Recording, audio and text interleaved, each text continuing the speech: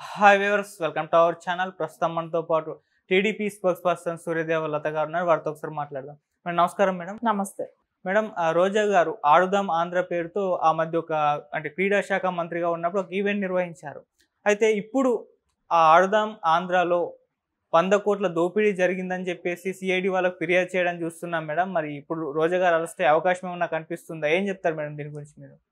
అంటే ఇప్పుడు రోజా గారు మనకు ఒక్కదానిలోనే దొరికింది. అవును. ఇంకా ఎన్నున్నాయో తెలీదు కదా! ఒక్కదానిలోనే 100 కోట్లు దొరికిందా అనంటే, ఆవిడ ఇంకా ఎన్ని ఈవెంట్స్ చాలా చేసింది. పర్యాటక శాఖ మంత్రిగా ఉన్నప్పుడు. సో, ఎన్ని రకాలవి ఇంకా బయటొస్తాయనేది ఇక్కడ మనకు అర్థమవుతుంది. సరే, దానికి శాబు చైర్మన్‌గా వచ్చి బైరెడ్డి సిద్ధార్థ రెడ్డి కూడా ఉండటం గానివ్వండి, వీళ్ళిద్దరూ కలిసి చేసిన పనులే ఇవన్నీ కూడా. ఎందుకంటే కిట్లు దానిలోనే అక్కడ దొరికిపోయారు. ఆ కిట్లు ఆర్డర్ ఇచ్చినామని చెప్పి, ఎక్కువ ఆర్డర్ ఇచ్చినామని చెప్పటమును, అక్కడ దానికి సరైన ఇది తీసుకురాకపోవటము, అది పంచకపోవటము, కానీ బిల్లు మటుకు 100 కోట్లు ఉండటం అనేది ఎవరికి అంటే అది తెచ్చిన ఇవి కూడా బిల్స్ కూడా ఉండాలి కదా! సో, వీళ్ళైతే ఆ పేరు చెప్పి తీసుకున్నారే గానీ దాని తాలూకా బిల్స్ కానివ్వండి ఇలాంటివన్నీ కూడా లేవు కాబట్టి ఖచ్చితంగా దీనిలో బాగా పెద్ద మొత్తంలోనే దొరకటం జరిగింది. ఆవిడ నోటి దురుసు అంటే ఆవిడకు ఓవర్ కాన్ఫిడెంట్. ఏం చేసినా నన్ను ఎవరు ఏమీ చేయలేరు అన్నట్టు విర్రవీగింది. కానీ నేను అందరికీ అనుకున్నారు నియోజకవర్గ ప్రజలకేంటి అక్కడ దోచుకుంది వరకే తెలుస్తుంది. కానీ ఇప్పుడు ఈవిడికి పర్యాటక శాఖ ఇచ్చినప్పుడు సో ఎన్ని చోట్ల దోచుకుంది. సో ఏపీఐఎస్సీ చేసింది. రేపొద్దున దానిలో ఎన్ని అవకతవకలు ఉంటాయనేది అవి కూడా బయట వస్తాయి. దానికి చైర్మన్గా చేసింది కదా, వాటిల్లో 2 సంవత్సరాలు ఉంది. అక్కడ నుంచి బయట అక్కడ ఎన్ని ల్యాండ్స్కి ఎట్లా చేసింది అనేది అవి బయట వస్తాయి. ఇప్పుడు ఈవిడ చేసిన స్కాములన్నీ ఒక్కొక్కటి ఇప్పుడు బయట వస్తున్నాయి. సో వీళ్ళిద్దరికీ ఇప్పుడు ఎంతైతే దోచుకున్నారో ఇవంతా కూడా కక్కిచ్చే అవకాశం అయితే ఉంది. ఇప్పుడు నారా చంద్రబాబు నాయుడు గారు ఎలా అంటే ఆయన ఏదైతే చెప్పారో హామీలు ఇచ్చారో అవన్నీ ఇప్పటికే కొన్ని పాటించడం కూడా జరిగిపోయింది. స్టార్ట్ అయిపోయింది వర్క్ అంటూ. సో ఇప్పుడు ఎవరెవరైతే వీళ్ళందరూ దోచుకున్న వాళ్ళ దగ్గర అందరి మీద అంటే నిన్ననే మొన్న ప్రమాణ స్వీకారం అయింది. నిన్న వెళ్ళి ఆయన సీట్లో కూర్చోవటం జరిగింది. సెక్రటరియట్కి వెళ్ళటం జరిగింది. పరిపాలన అంటూ ఇంకా స్టార్ట్ అయిపోయింది.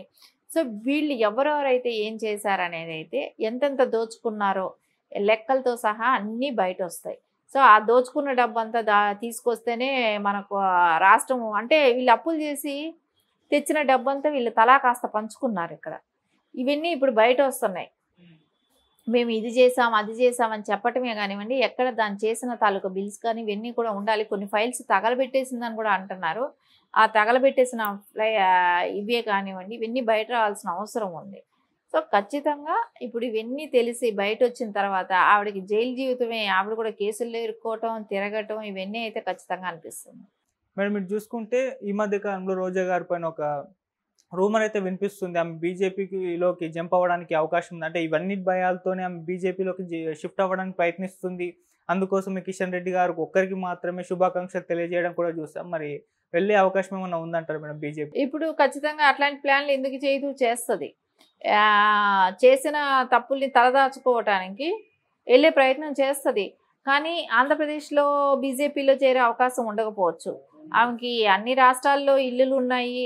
ఇప్పుడు టక్కని ఆంధ్ర నుంచి తెలంగాణకైనా షిఫ్ట్ అవ్వచ్చు. ఎందుకంటే కిషన్ రెడ్డి గారితో తరపున మూవ్ చేయాలి అనుకున్నప్పుడు ఆబ్వియస్లీ తెలంగాణకే వచ్చేస్తుంది. తెలంగాణ వచ్చి తెలంగాణ స్టేట్ నుంచి చేస్తాననేది కూడా ఉంటుంది. సో ఇక్కడికి వచ్చి ఇక్కడి నుంచి జాయిన్ అవ్వటం అనేది ఇట్లాంటివి ఏమైనా చేసినా కానీ చేసిన అక్రమాలు తిన్న సొమ్ము ఆంధ్ర సొమ్ము కాబట్టి అది ఎక్కడున్నా కూడా కేసు ఫేస్ చేయాల్సిన అవసరం ఉంటుంది. ఆమె బీజేపీకి వెళ్తే మటుకు వదిలేసేస్తే రేపొద్దున ప్రజలు అంటే బీజేపీ వాళ్ళు ఎవరైతే కేసుల్లో ఉన్న వాళ్ళందరినీ బీజేపీ ఆదరిస్తే రేపొద్దున వాళ్ళ పార్టీకి కూడా డ్యామేజ్ కదా. సో ఖచ్చితంగా వాళ్ళు కూడా అట్లాంటివి చేయరని అనిపిస్తుంది. ఒకవేళ వెళ్ళినా కూడా వదిలిపెట్టే ప్రసక్తి అయితే లేదు. సో ఆవిడ తెలంగాణ వచ్చి బీజేపీలో చేరినా, ఒకవేళ తమిళనాడు వెళ్ళి బీజేపీలో చేరినా, ఎక్కడ చేరినా మటుకు అది ఆంధ్ర స్టేట్కి సంబంధించింది, ఆంధ్ర ప్రజల సొమ్ము. సో అదంతా కక్కిచ్చే అవసరం అయితే ఉంటుంది. జగన్ గారు కూడా మొన్న ఒక ప్రెస్ మీట్ పెట్టి మాట్లాడడం చూస్తున్నాం. సో అక్రమ కేసులు మన మీద పెట్టే ప్రయత్నం చేస్తారు, మనం ధైర్యంగా ఎదుర్కోవాలి, నేను అందరికీ కూడా సపోర్ట్గా ఉంటాను, మద్దతుగా ఉంటానని చెప్పేసి చెప్పడం కూడా చూస్తున్నాం మేడం. మరి దీని గురించి ఏం చెప్తారు మేడం? అంటే ఆయన చెప్తున్నాడు కదా, కళ్ళు మూసి తెరిసే లోపల 5 ఏళ్ళు అయిపోయినాయంట, ఇంకొక కళ్ళు మూసి తెరిసే లోపల ఇంకో 5 ఏళ్ళు వస్తాయంట. ఆయన కళ్ళు మూసే పరిపాలించాడు అనేది ఆయన అంతటా ఆయనే చెప్తున్నాడు ఇక్కడ. ఇంకెవరూ చెప్పాల్సింది, మళ్ళీ అపోజిషన్ కూడా చెప్పాల్సిన బాధ్యత కూడా లేదు. ఆయన కళ్ళు మూసుకొనే పరిపాలించాడు. సో అందుకే అప్పులు తెచ్చుకోవటం, పంచటం, కొంచెం పంచడం, మొత్తం ఈయన వెనకేసుకోవటమే జరిగింది ఇప్పటి వరకు. ఆయన తెచ్చిన అప్పులో 10% కూడా పంచలేదు. సో 90% ఆయన వెనకేసుకున్నాడు. సో ఇవన్నీ చూస్తా అంటే ఖచ్చితంగా జగన్మోహన్ రెడ్డి ఆయన ఏదైతే ఇన్ని రోజులు చేశాడో అది ఆయన నోటి గుండానే వచ్చింది. ఆయనే చెప్తున్నాడు ఆ మాట.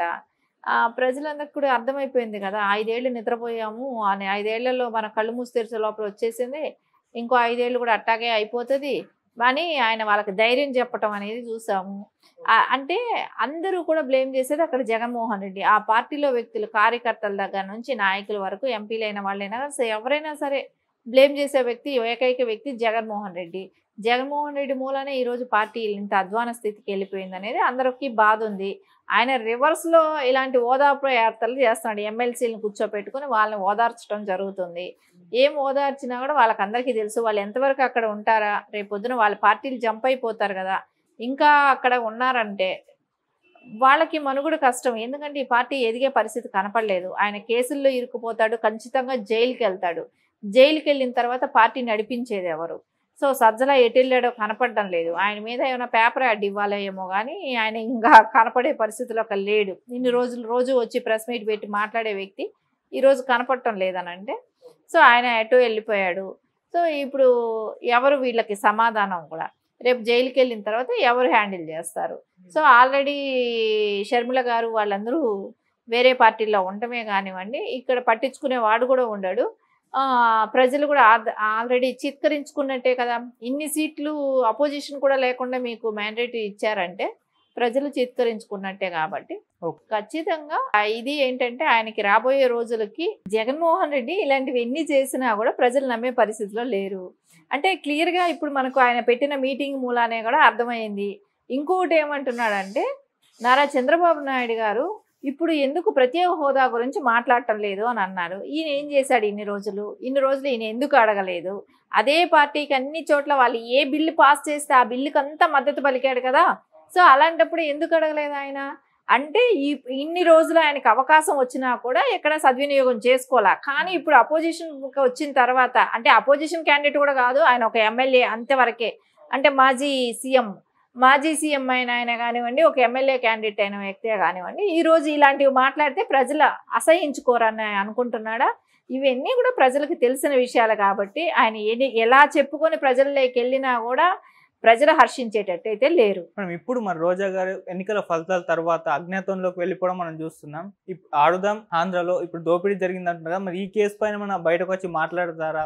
లేకుంటే సిఐడి వాళ్ళు రంగంలోకి దిగి అరెస్ట్ చేసేంత వరకు ఆమె బయటకు రాకుండా ఉంటారా? మరి ఏం జరగచ్చు అంటారు? అంటే ఇప్పుడు చేసిన దొంగ దొరికిపోయినప్పుడు ఖచ్చితంగా అయితే ఆవిడకి ముందే ఓడిపోయిన తర్వాత కొంచెం బయట రావటం మానేసింది. సో చెన్నైలో ఉంటుందని కొంతమంది అంటున్నారు. సరే ఇప్పుడు ఏమంటే ఎక్కడున్నా అయితే కేసు అనేది అయితే ప్రపంచంలో ఎక్కడున్నా తీసుకొస్తారు కాబట్టి దానికైతే ఫేస్ చేయాల్సిన అవసరం ఉంది కదా, ఖచ్చితంగా ఫేస్ చేస్తుంది ఆవిడ. ఇవేమీ తప్పదు. ఆవిడ ఇప్పుడు తెలంగాణకు వచ్చి వేరే పార్టీకి వెళ్ళిపోతే మేము తప్పించుకోవచ్చు అనుకునేది అయితే హాస్యాస్పదం. ఎక్కడ వదిలిపెట్టే ప్రసక్తి లేదు. ఎక్కడ అన్యాయం జరిగిందో, ఎక్కడ ప్రజాధనాన్ని దోచుకున్నారో అక్కడ నుంచే కక్కించే అవకాశం అయితే ఉంది.